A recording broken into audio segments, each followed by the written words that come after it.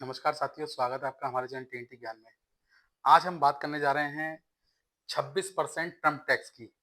26% Trump tax का मतलब आप समझ गए होंगे मेरी बात कि हम किसकी बात कर रहे हैं। हम उसी टैक्स की, उसी रेसिप्रोकल टैक्स की बात कर रहे हैं जिसका पूरा विश्व बेसब्री से इंतज़ार कर रहा था। बेसब्री से इंतज़ार कर रहा था, आपको ऐसा लगा होगा जैसे कोई फ़िल्म रिलीज़ होने वाली है, उसकी बात चल रही है। जी, बिल्कुल सही कह रहा हूँ मैं। ये ट्रम्प चाचा की जो फ़िल्म रिलीज़ होने वाली थी, उसका हम लोग बेसब्री से इंतज़ार कर रहे हैं कि किस देश पे कितना टैक्स लगेगा। और उसका क्या इम्पैक्ट पड़ेगा मार्केट पे।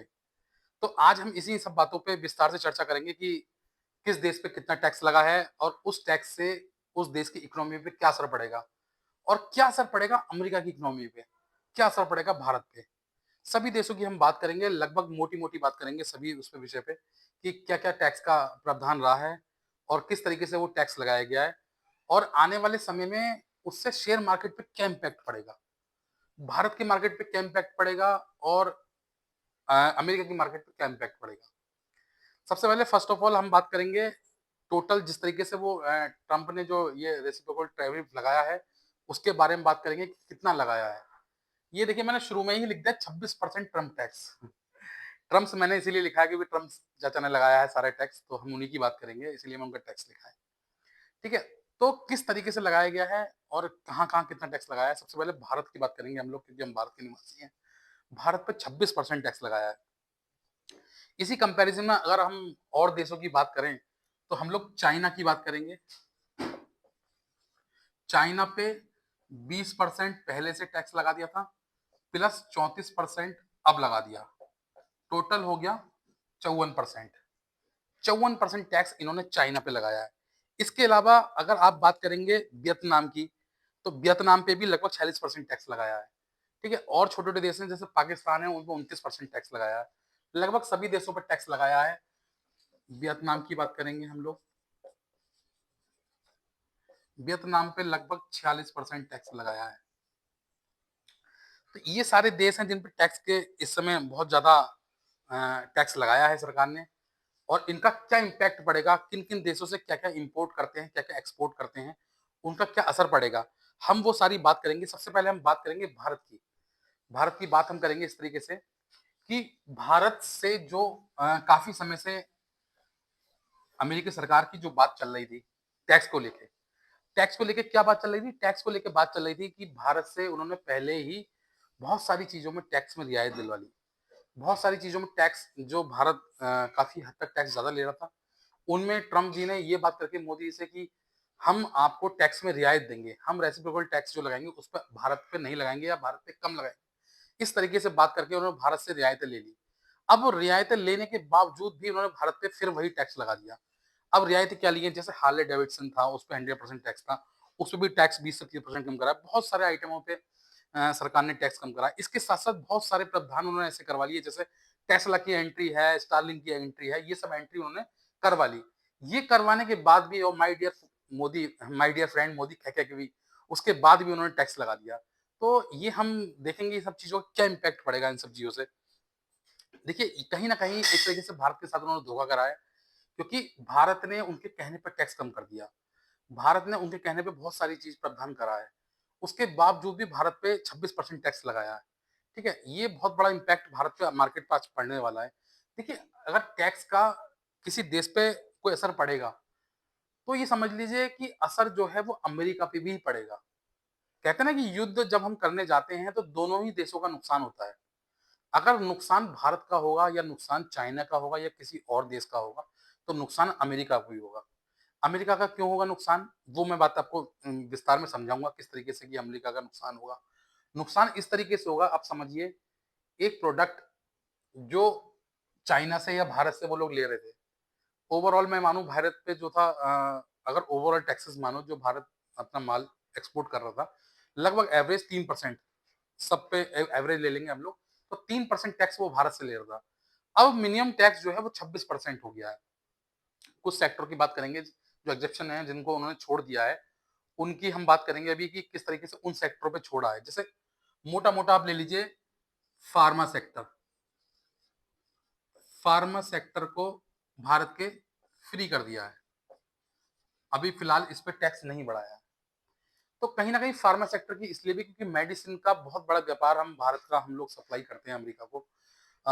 अगर आप देखेंगे मोटा-मोटा जितना भी हम एक्सपोर्ट करते हैं अमेरिका को, लगभग जितना भी हम एक्सपोर्ट अमेरिका को करते हैं, करीबन-करीब मेरे ख्याल से 77.5 बिलियन डॉलर्स का यूएस डॉलर्स का हम एक्सपोर्ट करते हैं। उसमें 10% हम फार्मा सेक्टर करते हैं।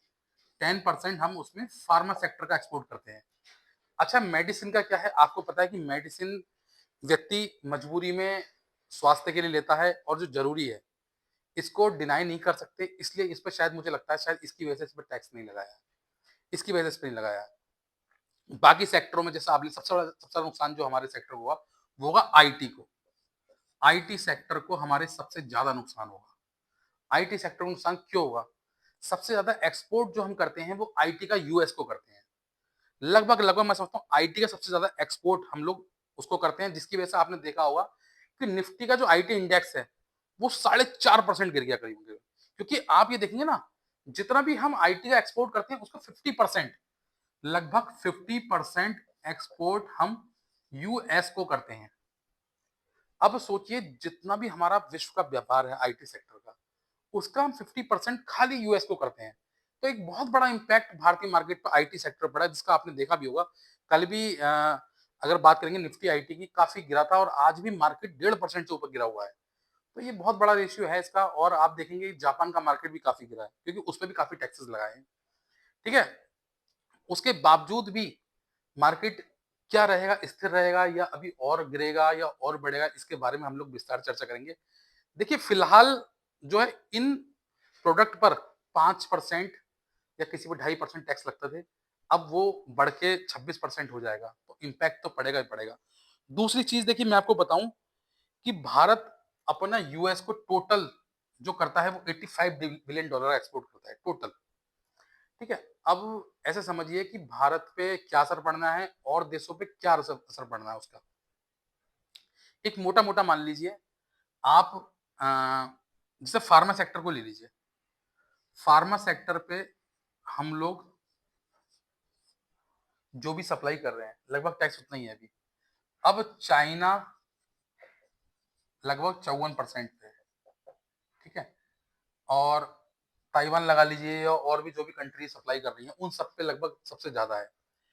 अब क्योंकि हमारा सस्ता है तो हमारा ज़्यादा बिकेगा, ज़्यादा एक्सपोर्ट होगा उसका, तो कहीं न कहीं हम पे एक मौका भी है। देखिए भारत को अगर इन सब चीज़ों से बचना है, अभी डिपेंडेंसी जितनी हमारी अमेरिका पे है, इसको हम कैसे कम कर सकते हैं? अभी हम अमेरिका तो बन नहीं सकते, लेकिन हम कोशिश क्या करेंगे कि हमारी मैन्युफैक्चरिंग पावर बढ़ाएँ हम। देखिए चाइना की किसी पे डिपेंडेंसी नहीं है। चाइना कह रहा है भाई मैं बल्क में बनाता हूँ, मुझे किसी की ज़रूरत नहीं है। आप लो, नहीं लो, मैं पूरे विश्व में कहीं सप्लाई करूँगा क्योंकि मुझसे सस्ता कोई बना के बेच नहीं सकता। ऐसे ही डिपेंडेंसी भारत की भी अपने ऊपर बनानी पड़ेगी। मैन्युफैक्चरिंग हब आपको बनाना पड़ेगा। देखिए मैन पावर की हमारे पास कोई कमी नहीं है। जैसे चाइना की स्थिति है सेम हमारी भी। तो क्यों हम उससे पीछे हैं? क्यों हम उसके एक तरीके से एहसान पे दबे रहते हैं हमेशा? ये समझिए ना क्योंकि भारत जो है एक लार्जेस्ट एक्सपोर्ट कंट्री हो सकता है, ठीक है? और जब आप मैन्युफैक्चरिंग एक लार्जेस्ट स्केल पे करते हैं, तो जो रेट निकल के आता है, उस रेट पे जब कोई दूसरा देश सप्लाई नहीं कर पाता, तो ऑब्वियसली आपका जो भी गुड्स होगा वो बिकेगा। तो ये सारी चीज़ें हैं, इसको आप देखेंगे और दूसरी चीज़ देखिए, मैं आपको बता दूँ, जो टोटल एक्सपोर्ट है, वो 437 बिलियन डॉलर का है। वो 437 बिलियन डॉलर का करता है, ठीक है? जो हमारी टोटल जो जीडीपी है हमारी, उसका हम 12.5% एक्सपोर्ट करते हैं, ठीक है? अब इसमें यूएस का योगदान कितना है, कि हम यूएस को कितना एक्सपोर्ट करते हैं? यूएस को हम एक्सपोर्ट करते हैं 77.5 बिलियन यूएस डॉलर। इतना हम करते हैं उसको, यूएस को। ये कितना है जीडीपी का हमारे? ये हमारी जीडीपी का मात्र 2% है, 2 से 2.5% जीडीपी का। तो इसका क्या असर पड़ेगा? बहुत असर नहीं पड़ेगा। मैं हालाँकि 2% 2.5% बहुत है। मैं ये नहीं कह रहा कि असर नहीं पड़ेगा। लेकिन आप ये देखिए ना 12.5% टोटल कर रहे हैं हम जीडीपी का अपनी और 2% यूएस को कर रहे हैं। तो इतना बड़ा इम्पैक्ट भारत पे नहीं पड़ना है। भारत का मार्केट अच्छा सर्वाइव करेगा। दूसरी चीज, अगर इसके कंपैरिजन में आप और कंट्री को देखें, क्यों दूसरी कंट्रियों पे हम लोग ये कहना चाह रहे हैं कि वो जो और देश हैं, उन पे ज्यादा इम्पैक्ट पड़ेगा भारत के मुकाबले। उसकी वजह आप समझिए। अगर आप बात करते हैं वियतनाम की, तो वियतनाम की हम लोग बात करेंगे कि वियतनाम अपनी जीडीपी का कितना एक्सपोर्ट करता है। आप ये देखेंगे वियतनाम, वियतनाम अपनी जीडीपी का टोटल 25% एक्सपोर्ट करता है। आप समझिए। ताइवान, ताइवान 14% करता है। थाईलैंड, थाईलैंड 10% करता है अपनी जीडीपी का टोटल। मैं ये बात जो कर रहा हूँ वो यूएस को बात कर रहा हूँ, यूएस को एक्सपोर्ट करने की। तो हमारा जो एक्सपोर्ट है उनके मुकाबले काफी कम है। हमारी डिपेंडेंसी जो है इनके मुकाबले अमेरिका पे काफी कम है। तो हम पे बहुत ज्यादा इम्पैक्ट तो नहीं पड़ेगा। इम्पैक्ट तो देखिए सभी पे पड़ेगा, लेकिन इतना इन पे पड़ेगा, इतना हम पे नहीं पड़ेगा। अब इसका हम पे हमें एक पॉजिटिव रिस्पॉन्स जो मिलेगा हमें इसका, वो मैं बात करना चाह रहा हूँ। देखिए ताइवान, वियतनाम, चाइना, ये इलेक्ट्रॉनिक के हब हैं, सेमीकंडक्टर के हब हैं ये चीजें। तो हमारे पास क्या है, हमारा जो फार्मा और सेमीकंडक्टर जो वो है, उस पे आपने देखा है उनको एग्जेप्शन करा है, उस पर टैक्स नहीं बढ़ाया है, उसका हमें बेनिफिट मिलेगा। अब ये मोटी मोटी चीजें समझ लीजिए कि मेरी भी समझ में नहीं आ रहा कि अमेरिका क्या करना चाह रहा है। अब आप सोच रहे होंगे मैं ये बात क्यों कह रहा हूं। आप समझिए, कोई एक छोटी सी चीज ले लीजिए, मान लीजिए एक पेंसिल है। एक पेंसिल जो चाइना दे रहा है, चाइना दे रहा है 54% टैक्स लगा के, वियतनाम दे रहा है 46% टैक्स लगा के, पाकिस्तान दे रहा है 29% टैक्स लगा के, और वही चीज भारत देगा कितने पे, 26% टैक्स लगा के। वही पेंसिल, एक पेंसिल या एक फोन या जो भी आइटम्स आप बात करेंगे, 54%, 46%, 24%, 26%। क्या वेरिएशन मार्केट में रहेगा। एक ही दुकान पे एक चीज भारत से आई हुई सेम चीज इस रेट पे, दूसरे देश से आई हुई सेम चीज इस रेट पे, तीसरे देश से आई हुई इस रेट पे। तो इसका तो फायदा खैर भारत को मिलेगा, लेकिन नुकसान भी भारत को काफी है इससे। जैसे गोल्ड पे, अब गोल्ड पे जो टैक्स था बिल्कुल ना के बराबर था, अब गोल्ड पे 26% टैक्स लगा देना। भारत गोल्ड का बहुत बड़ा सप्लायर है, बहुत बड़ा। हमारे समझिए सूरत, जो हमारा गुजरात है, अधिकतर जो सबसे बड़ी बेल्ट है गोल्ड की, डायमंड की, वो ज्वेलरीज की, वो सारी गुजरात से है। तो गुजरात मार्केट का बहुत बड़ा इम्पैक्ट भारत पे पड़ने वाला है, क्योंकि हम एक्सपोर्ट जिस पे करते थे अभी तक 0.4% या बहुत कम, ना के बराबर टैक्सेस थे। आज वो 26% टैक्स लगाए हैं उस पर। तो उसका ये इम्पैक्ट पड़ना आपको भविष्य में दिखाई देगा, क्योंकि आपने देखा भारत के सारे सेक्टर लगभग, अगर एक फार्मा सेक्टर को छोड़ दो तो अधिकतर सारे सेक्टर गिर गए नीचे। ऑटो सेक्टर को देख दो तो वो भी काफी गिरा है। लेकिन ऑटो सेक्टर में अगर हम देखेंगे ना, तो हमारी जो डिपेंडेंसी है ऑटो सेक्टर में भी, अगर आप, हम लोग मात्र 2 से 3% केवल एक्सपोर्ट करते हैं ऑटो का। बाकी देश हमसे बहुत ज्यादा है, कोई 20% कर रहा है, कोई 30% कर रहा है, कोई 15% कर रहा है। तो इसका भी इम्पैक्ट हम पे थोड़ा कम ही पड़ेगा औरों के मुकाबले। बाकी जब जब ये परिस्थिति किसी देश के सामने आती है, आप ये समझिए ना कि ट्रम्प जी जो हैं वो रोज नए से नए, एक जिस दिन से उन्होंने ज्वाइन किया है अपने देश को एज ए प्रेसिडेंट, तो हर दिन लाइमलाइट में रहने के लिए कुछ नए से नया ढूंढ के लाते हैं। क्योंकि देखिए आप समझिए ना, ये ट्रम्प का आखिरी काल है, इसके बाद तो वो बनने वाले नहीं है।